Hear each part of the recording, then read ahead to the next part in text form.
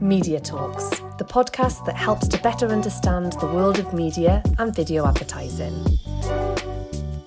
Hello and welcome everyone to our new episode of Media Talk podcast, where we gather to chat and make sense about everything media and technology. I'm delighted today to welcome David Evans, who is the VP of Global Research at NBCUniversal. David, hello and welcome to the show. Hi Manu, thanks for the invite. Great to be with you. Great to have you as well. David, today I wanted to talk about premium video in particular. I know you've recently published a new report on that very topic, and I thought it was a great an opportunity to understand the importance of premium. Why is it still relevant? And bringing in the context of sort of connected TV. And it's interesting because premium video is one of these sort of a recurring topic that I have to say the significance of high quality cannot be overstated, particularly in an era where attention span is getting shorter and competition for audiences sort of, or I would say audience engagement is very fierce. So you just published this report. It's called Prescribing Premium, and it looks at what makes high quality user experience, but you look at it from a consumer perspective. So I would say maybe the first question I have to you is, in your view, why are we still talking about premium, and does it matter? Sure. I guess why we're still talking about premium is that it's a simple concept, but there are so many different components that make up premium content. And that means that everybody is kind of thinking of it in different ways or maybe defining it in different ways. But ultimately, it's a really important story for us all to tell. And it does matter for everybody. It matters for publishers, it matters for advertisers, and it's important for audiences as well. First of all, it's important for premium publishers or broadcasters such as NBCU, as it's really important for us to continue to tell the story about how great content matters, how it really engages audiences, and how it really does drive eyeballs into great and important content, and how it's really important for us all as people in the industry to keep promoting and making sure that is still front and center of people's minds. Because if we're not kind of continuing to demonstrate that great content drives great outcomes, then people are going to be moving away from that slowly, and that means we're all going to suffer both from an advertising and content and audience point of view. So also in terms of for advertisers, it's important because we've got reams and reams of data, not even just from our side of things, that the whole industry has data that shows that premium content on premium platforms does deliver higher levels of intention and higher levels of results as well. And it's getting harder and harder for advertisers to reach individuals in and around that type of content as well. So it's super important for them to understand and show that and demonstrate that premium content is still something that is important as part of their plans, and it does deliver those outcomes and deliver those great moments for them to reach audiences in that way. And then obviously it's really important for audiences as well. It's content that draws us all in as viewers, and it immerses us and engages us in a way that few other types of content really can. So it's really important from an audience perspective that the industry is able to support it via advertising or other revenue streams to make sure that we can, so it's important for us to keep beating that drum to make sure we can continue to make more and more of this great content that we know when it's made, audiences love. They're drawn into it, they're consuming it, and it gets the recognition that it deserves.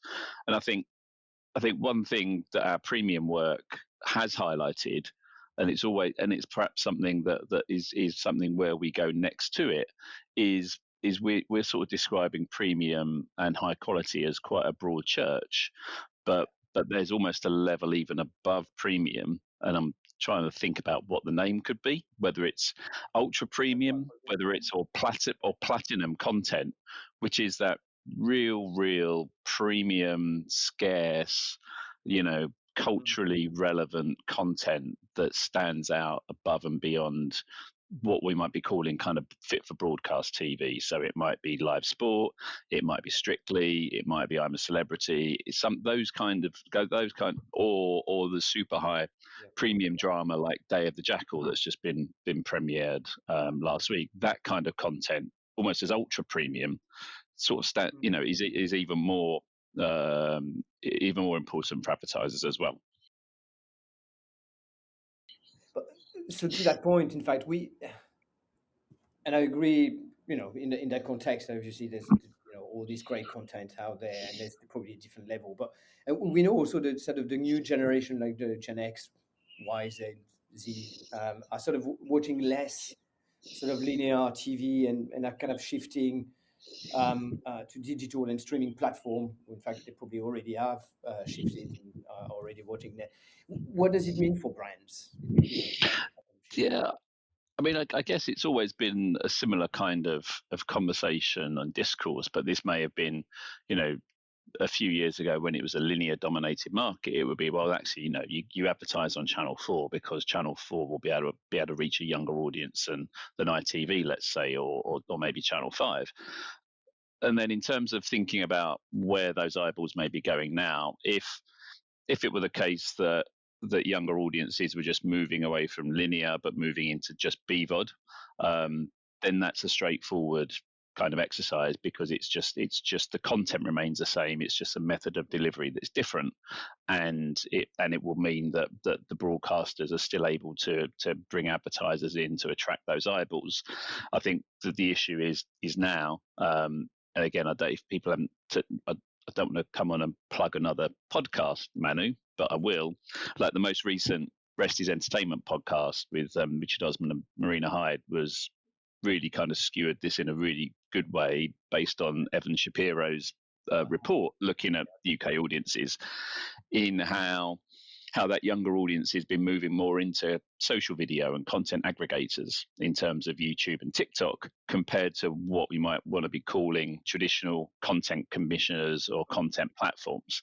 So there's almost like three parts of the equation, I'd say, because again, CTV could still constitute, again, if we're describing CTV as being sometimes delivered via set-top box, you could still be viewing linear channels through a set-top box, and that could be classified as CTV. So maybe if we think of it as three different parts, all beginning with S, so there may be streaming, there may be scheduled, and there may be social as well. And obviously streaming and scheduled are kind of owned and operated by the broadcasters, and social is owned by the content aggregators. And that social element is the piece that is dominating consumption amongst those younger demographics. And thinking of that from an advertiser perspective, eyeballs are going into that environment, but that's a dangerous environment, perhaps, or an environment that advertisers really have to think about what they're going into in terms of the quality of the advertising environment, the advertising ecosystem that exists in that. When we do talk about prescribing premium research, that there's some really interesting things that came out when we were thinking about social video, where sometimes the content that's in that environment is actually seen to be perhaps very close or on a par with fit for TV or made for TV content. But the nature of the ad experience has a very detrimental effect in terms of that perception of high quality. And I think that's almost, again, there's so many different layers and so many distinctions that you can have between premium content and non-premium content, let's say. But if you think of social video with content so heavily leaning towards short form consumption, that is almost even though it might be fit for TV or close to made for TV content, the fact it's short form consumption has a direct correlation with that experience, because short form videos you'll have so many more ads being delivered in that experience. If you're watching 10, 15 or 20 short form videos per session on YouTube and TikTok, think of all the opportunities that a brand is going to have the platform is going to have to insert advertising in there. and how's an advertiser going to be able to stand out in that environment with so many ads inserted in such a short period of time? 100%. So yeah, that's the challenge, I think, for brands. And again, in terms of that short form v long form piece, is when we look at long form content, what we did see come through in terms of those content need states are things like escaping and immersion into content, and we didn't. But having said that, we didn't see within long form content that people are watching to escape and lose themselves in. They are not actually advertising if it's done in the right way and is a sympathetic ad experience, isn't detrimental to the content experience for that audience. That's a fair point, yeah, and it's sort of fully agree. It's that complexity of all those layers that you have to consider, but also that kind of ad experience. With a question I will come back to you later on, but I wanted to go into that kind of a CTV and bring that into the mix. And obviously this we're coming to the end of the year. It's the sort of it's budget planning, and in the current economic climate, which is kind of complex and difficult, marketing budgets are really highly scrutinized, and currently the prime focus for marketers is really into short-term performance. How do you think brands perceive connected TV or streaming? Do you think there's probably some contention between CTV advertising, I would say precision marketing, and the traditional TV mass reach? Yeah, I'm not sure tension is perhaps the right descriptor, but I think the benefit of it is that this incredible content that is created and consumed by audiences can now be utilized by advertisers in many different ways. So they can have their cake in terms of still building mass reach around those kind of tentpole moments on TV, but also you can eat your cake by having to advertise with precision and focus. And again, linear is still now, unparalleled against other platforms in delivering mass reach. Though I think, it would be remiss of us not to say that it is more challenging for other demographics than some demographics than others. But then obviously what brands can do is still build quite quickly with smart linear scheduling to get sort of scale quickly, and then you can use CTV alongside that to add that precise incremental reach and optimize your campaign as you're going through. I think what the most important thing that both those platforms provide is this wonderful premium blank canvas that gives advertisers the opportunity to create this amazing synergy between great content, great advertising, and engaged audience. And you can place your brand within some of the, we're living in an extremely lucky position right now, that this golden age of TV, where there's all these great opportunities and this great content that's out there across all these different places in the CTV environment that brands can lean into. I think the one thing probably for brands that need to be cautious of and consider is where they are, their buying points and where they're accessing CTV inventory from. There's some really cool commentators and interesting commentators in the States who are obviously just drawing that difference in terms of if you are going via, you're trying to get the cheapest option to get into the CTV space. The chances of bad inventory, chances of fraud and things like that are a lot greater than if you are going to a provider, a broadcaster, a trusted source of inventory, where you know exactly what you're getting. You've got access to their own first party data, so on and so forth. So you've got to be quite careful of there's no, hopefully we're moving towards it as an industry, but there's no easy and cheap button to get access to this amazing content and this amazing audience. Yeah, we often say, ultimately you get what you pay for as well. So to some extent, so yeah, absolutely. So going back to your point earlier about the sort of, I think it's really important. It's the user experience, and the IAB recently released a report about sort of a CTV video format, and they're looking into it as well. And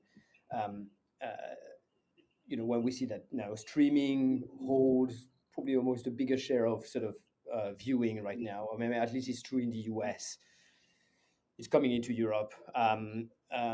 But we're seeing sort of a new ad format sort of emerging, and there's a lot of interest in those new formats. And I know you guys at NBCU and NBC Universal and Peacock have been at the forefront of the innovation in this space. Can you share some perspective on sort of those new formats and what you've seen making sort of a great impact, and what works and what doesn't? Yeah, of course. And again, going back to sort of what we said before, is that having that ad experience as optimal from a viewer point of view is really important to make sure that high quality viewing experience follows through from having high quality content into a high quality advertising environment. And at least I think maybe we could say that the Peacock experience, to coin those phrases we were trying to bring into the conversation earlier, could be ultra premium or platinum, or at least that's our MO and what we strive towards as a business in terms of when we're creating that system, or the Peacock ad experience. And in terms of the formats, there's sort of a couple of things that I could talk you through. There's sort of three core ad innovation formats that we're sort of focusing on, or have focused on. One is a curator ad, which is where when viewers are on the system looking through content, looking that content discovery journey, there's various collections of shows that are advertised within that, shows or movies, and then what the curator does, that means the brand can actually own a particular content or a piece of content or particular content genre. And then when you get into the actual choosing that particular selection, then the brand is featured within that, and you can kind of own that first in break place for each of those shows that you're watching as you're going through that, as you're going through Christmas movies or action adventure movies and so forth. So there's one format, and then there's another one that's proving particularly successful, which is an engagement ad, which sits in a standard ad break or an ad pod, but it means that brands are able to be a bit more dynamic and a bit more engaging with their audiences. So there can be different elements in the ad. So it's more an active advertising experience and a passive advertising experience. So you could have things like trivia, geolocators, galleries, and things like that can really match viewer interests alongside brand interaction. So that's another interesting development we've had. And then I think I'm sure you're aware of it, and many of the audience would be aware of the pause ad that has kind of been in place for a while within Peacock, but now that's been sort of upgraded, as it were, to create something called the power break. And what that actually does within the pause ad, it blends the pause ad technology with first-party data technology, so that creative element of the ad is actually flexible and tailored, depending on what that particular advert, also what the particular individual's sort of behavioral traits have been picked up by our first party data as being. So you can have different color, different copy, different imagery, to make that much more personalized to a viewer experience. And what we see from all our innovations, and we've seen this ever since day one of Peacock, is that we deliver higher levels of outcomes than standard CTV norms. So the combo of these three different things, when we look at them as a holistic whole, we're getting a 23% uplift in terms of brand outcomes. Wow. I mean, I suppose this is probably going to be worth another sort of podcast and really dive into all sort of those sort of new formats. And in fact, in some ways, what CTV can enable or streaming enables ultimately, and that more sort of targeted and new innovative sort of format and shoppable ads and others. So, but thank you for sharing those. Yeah, and I mean, there's some even newer and cooler ones that are being developed around gaming and AI and things like that. So yeah, for sure, we can talk a bit more about that another time. Definitely, I'll make sure we get into this sometime next year and talk about this. I think there's a lot of interest around, and it's it's good for the publisher. This is something new. It's good for the advertisers because they get their brand in other different ways, and they can sort of have sort of new targeting options as well. So and I think it's good for the consumer as well because they've got something that's slightly different than the standard and always typical 30 or 20-second ads and stuff. So this is very exciting. So David, we're reaching the end of our sort of discussions, but I always end my podcast with a more sort of personal question, get to know you a little better, and wanted to ask you if you could share something that you feel strongly about or you care deeply about. Something I feel strongly about, and I feel like this is a bit of a Room 101, and hopefully it's not something that has come through his podcast, but it's just like sometimes in our industry, but also in all areas of life, is that people will try and overcomplicate things, bring in jargon, bring in slang, bring in terminology to exclude people from the conversations, and where even if I'm trying to get a car fixed or going to do something, it really frustrates me that simplicity of communication, simplicity of language makes it so much easier for people to understand topics, to be able to be engaged in subjects, and also to be able to contribute to things as well. So I think that's something certainly in CTV, in digital advertising, in trading, that if we can always think a bit more about keeping things as simple as possible and accessible as possible, so it's not just if you're in the know and if you're in that secret circle, you can add value, because again, that we work with tons of really, really smart people across all different business functions in our organization, but if there's these kind of unique bits of slogan and slang that's being used, you're kind of shutting out loads and loads of people with talent and missing out on loads of opportunity there. Yeah, I couldn't agree more, and I think there's a lot. It's funny you said that, because I'm doing a massive effort now to try and stop using acronyms or spell them out. We use so many acronyms in this industry; it makes it really complicated. Sometimes we lose people because we're just using some letters and not mentioning the actual words, which would be a lot easier for people to understand. So I think I'll try and continue to do this moving forward. Thank you very much for... Let's make that our mission, Manny.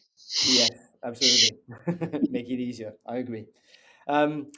David, thank you very much for sharing all those thoughts. It was great. And there's something that really stand out as well for this during our conversation is we are in the golden age of TV. And I think this is very, very true.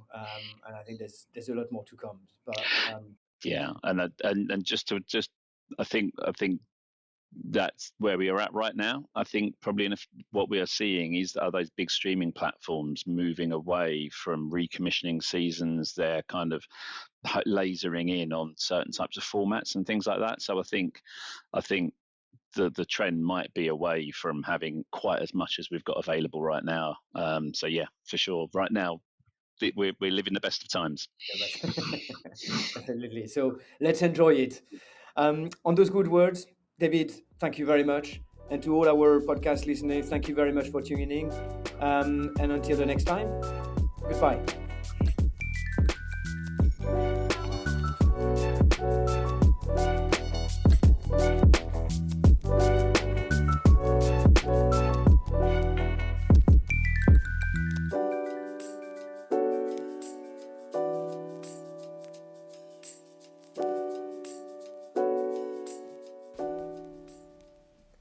Media Talks, the podcast that helps to better understand the world of media and video advertising.